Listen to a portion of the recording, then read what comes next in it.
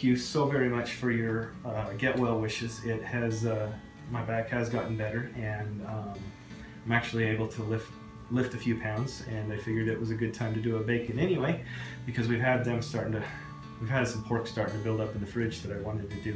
So here we go. We are going to do a bacon today. Okay. So we have maple syrup, we have the red peppers, pink salt, and the sea salt. The greatest thing about pork and curing pork is basically there's just about no way to screw it up. I'm starting a half cup of sugar, and then we have a half cup of salt. Sea salt.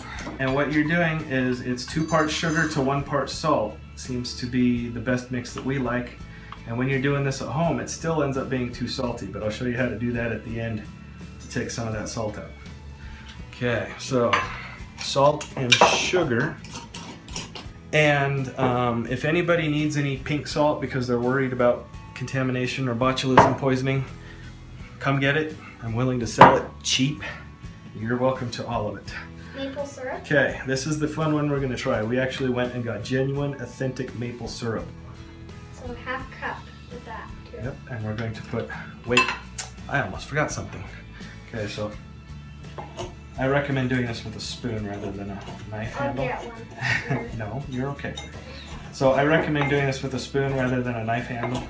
But since you got your dry goods in here, it's a good time to mix them, and it will mix beautifully. Now from here, you could drop the dry ingredients on your pork belly and then add the wet ones later. But for us, we're going to mix in that half cup of maple.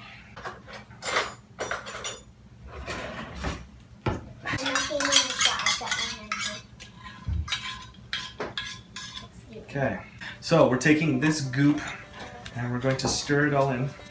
Stir it up into a nice, fairly thick little salty, sugary glob.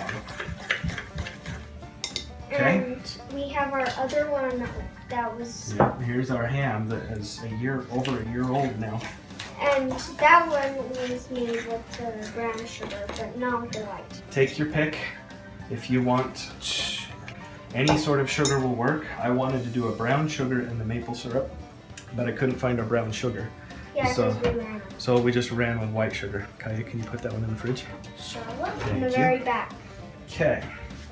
So and then later on I might add the red pepper in for a sweet and spicy bacon.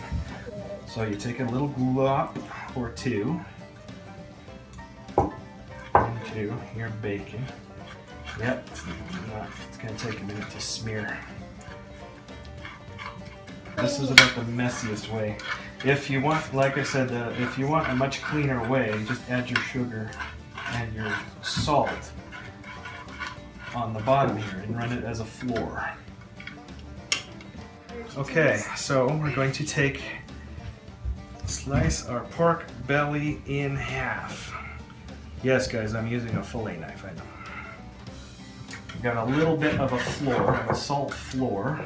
So I'm going to rub and roll the meat around on it, just so that everything gets covered in salt right there at the bottom.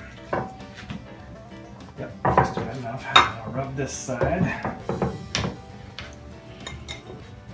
And we'll get a little bit more.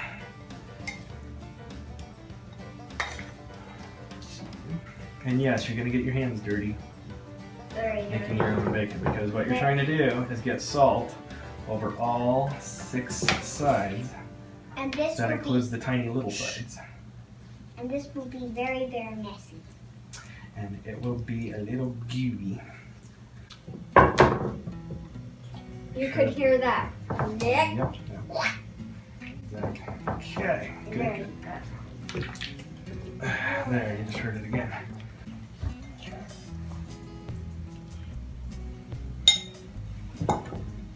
Don't get on my sleeve. Okay, you see how this wrinkles here? You still need to get under. Yep, you gotta get under it because you want to cover everything in salt. It's not very fun. No, it's plenty fun.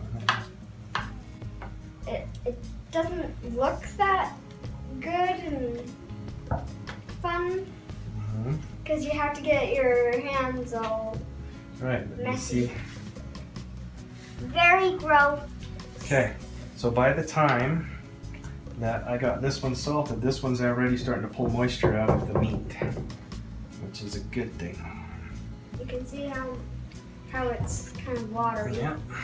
So we're going to flip that over and put it on top. Now Brandon, Farmstead Meatsmith, what's his website, honey?